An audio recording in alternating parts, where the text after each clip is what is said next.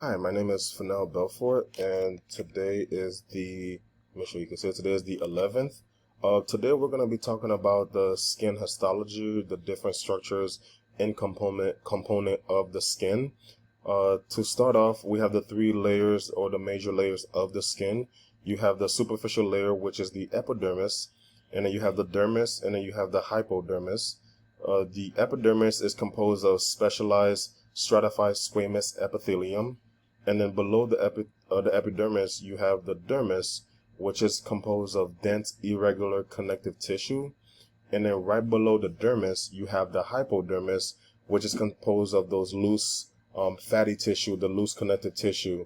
The epidermis itself is composed of 5 separate layers.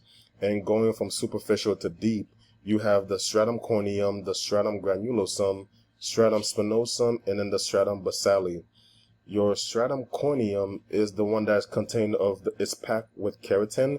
It is the superficial layer of the epidermis, thus it is closer to the epithelial layer. Below the corneum, you have the granulosum. That one contains keratin as well. It's like flattened cells, so it's right below the corneum, so it's somewhat on the top layer as well. Below the granulosum, you have the spinosum. So that one is a little more thicker because now you're working your way down more towards the dermis. So as you're getting more towards the dermis, now it's getting a little more thicker. Below the spinosum, you have your lucidum, the stratum lucidum, and that one is going to contain tightly packed proteins, and it is going to be thick again. Below the lucidum, the lucidum is also where you have your hair and skin cells and stuff like that. Below that, you have your stratum basale, and that's where you have your cuboidal cells. So now you're going deeper. You're going from more superficial to more deeper now. Now you're getting closer to the dermis.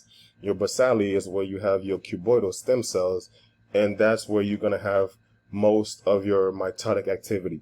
So those are the separate layers of the epidermis itself. The hypodermis is a small layer. It's like right below the dermis, right below it.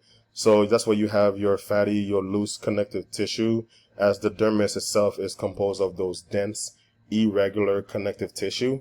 Now, I mentioned before that the epidermis, some of the layers contain keratin. In comparison to my field, which is optometry, keratin is also involved in the cornea. It's what's involved in giving that transparency we have in the cornea.